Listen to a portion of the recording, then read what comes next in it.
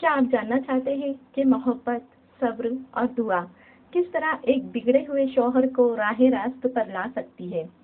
اس جذباتی اور سبق آموز کہانی میں ایک ایسی بیوی کی داستان پیش کی گئی ہے جس نے اپنے حسن اخلاق اور صبر سے اپنے گھر کو ٹوٹنے سے بچا لیا۔ اگر آپ کو یہ کہانی پسند آئے تو ویڈیو کو لائک، شیئر اور چینل کو سبسکرائب ضرور کریں۔ السلام علیکم مائی یوٹیوب فیملی، کیسے ہیں آپ لوگ؟ الحمدللہ میں بالکل ٹھیک ہوں، اور اللہ پاک سے یہی دعا کرتی ہوں کہ آپ بھی خوش رہیں، آباد رہیں، اپنوں کے ساتھ رہیں۔ کیا ایک بیوی اپنے بگڑے ہوئے شوہر کو بغیر لڑائی، بغیر چیخ و پکار اور بغیر دھمکیوں کے بدل سکتی ہے؟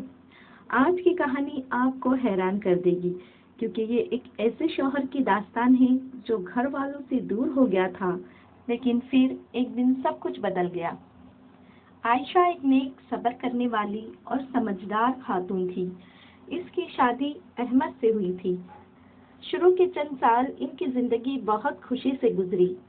احمد محنتی تھا، گھر والوں کا خیال رکھتا تھا اور اپنی بیوی اور بچوں سے بھی بہت پیار کرتا تھا۔ وقت گزرتا گیا، ذمہ داریاں بڑھتی گئی اور احمد کی زندگی میں کچھ ایسے دوست شامل ہو گئے جن کی صحبت اچھی نہیں تھی۔ آہستہ آہستہ احمد نے گھر پر وقت دینا کم کر دیا۔ وہ دیر رات تک باہر رہنے لگا، بات بات پر غصہ کرنے لگا اور گھر والوں کی بات سننے کے بجائے انہیں نظر انداز کرنے لگا۔ عائشہ یہ سب دیکھ کر بہت پریشان ہوتی تھی۔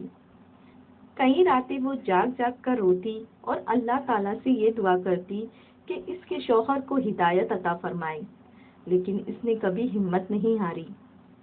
ایک دن اس کی ایک بزرگ خاتون سے ملاقات ہوئی۔ عائشہ نے اپنی پریشانی بیان کی تو بزرگ خاتون نے کہا، بیٹی، غصے کا جواب غصے سے نہیں دیا جاتا۔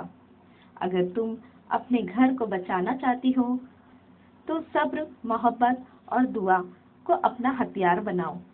عائشہ نے اس نصیحت پر عمل کرنے کا فیصلہ کر لیا۔ اس نے شوہر سے جھگڑنے کے بجائے اس سے نرمی سے بات کرنا شروع کی۔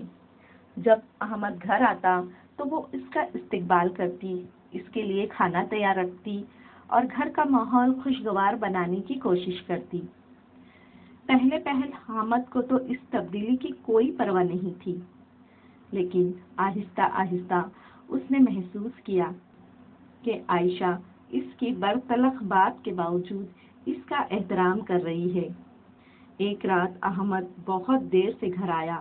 عائشہ نے کوئی شکایت نہیں کی، اس نے صرف اتنا کہا، احمد، ہم سب تمہارا انتظار کرتے ہیں، بچے روز پوچھتے ہیں کہ ابو کب آئیں گے۔ یہ الفاظ احمد کے دل میں اتر گئی۔ اس نے پہلی بار محسوس کیا کہ اس کے رویے سے صرف وہ نہیں بلکہ پورا خاندان متاثر ہو رہا ہے۔ کچھ دن بعد احمد بیمار ہو گیا۔ عائشہ نے دن رات اس کی خدمت کی، دوا دی، خیال رکھا اور اس کے آرام کا پورا انتظام کیا۔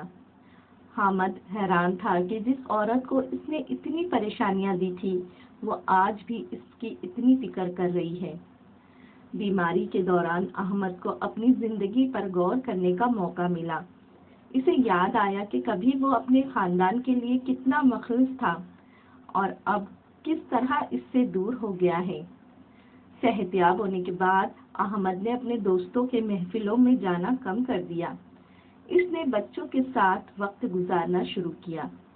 عائشہ نے اس تبدیلی کو محسوس کیا، مگر اس پر فخر کرنے کے بجائے خاموشی سے اس کی حوصلہ افزائی کرتی رہی۔ ایک دن احمد نے اپنے بیٹے کو اسکول کے ایک پروگرام میں انعام لیتے دیکھا۔ بیٹے نے اسٹیج سے اتر کر کہا، ابو، آج آپ آئے ہیں تو مجھے بہت خوشی ہوئی۔ یہ سن کر احمد کی آنکھوں میں آنسو آ گئے۔